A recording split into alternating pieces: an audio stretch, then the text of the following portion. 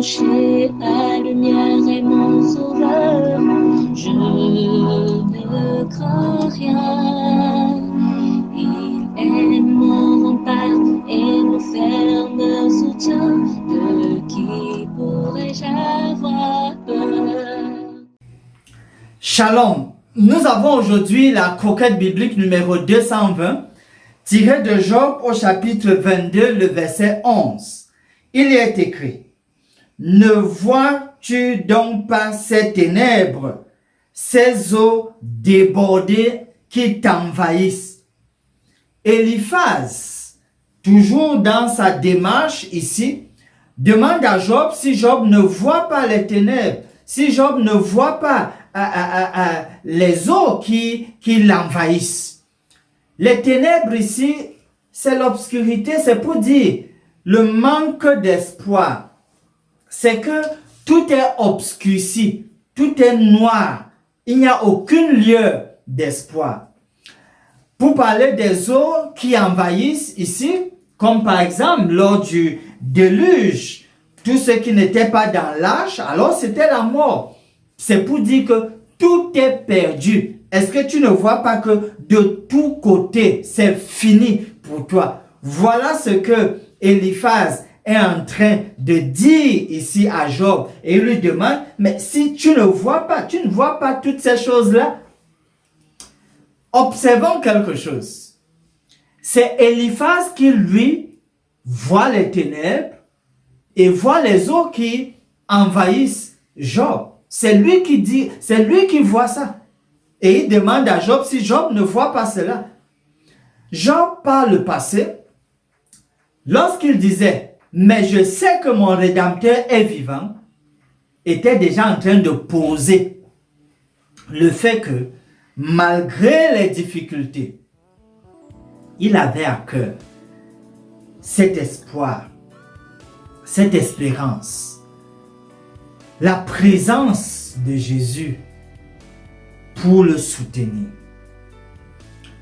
Mais Eliphaz, lui, voit les ténèbres qui entourent Job, mais Job ne voit pas ça.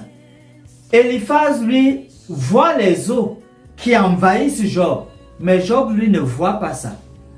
Job a une lueur d'espoir. Je sais que mon Rédempteur est vivant. Il se souvient qu'il a un Rédempteur. Et ce souvenir ici, c'est voir. Il voit cela en perspective.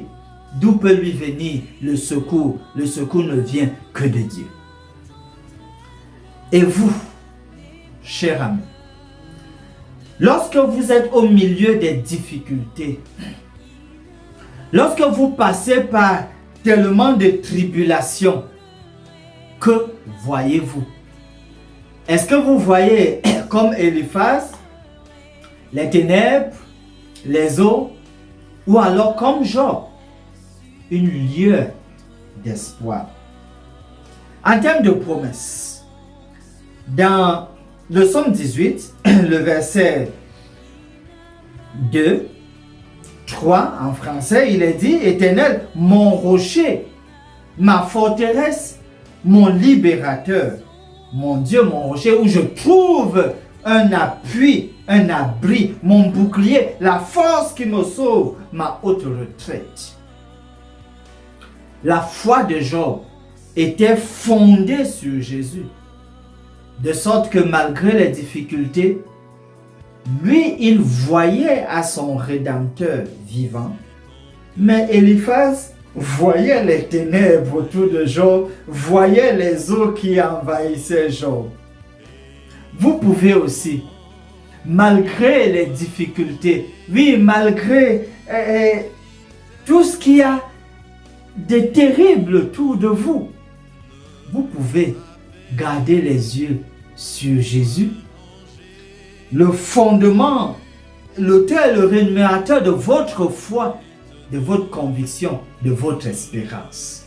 Soyez encouragés, il ne vous abandonnera point. Finissons par ce mot de prière. Cher Père, nous sommes si heureux de savoir que tu as envoyé ton Fils Jésus pour nous. Merci pour sa venue dans notre monde. Merci pour son œuvre et son ministère en notre faveur. S'il te plaît, aide-nous à accepter son ministère dans notre vie personnelle, que nous puissions l'accepter comme notre Sauveur personnel et Seigneur. Nous prions en son saint nom. Amen. Âme espère en l'Éternel, mon âme espère en l'Éternel, qu'un chant s'élève au Dieu du ciel, qu'un chant s'élève au Dieu du ciel.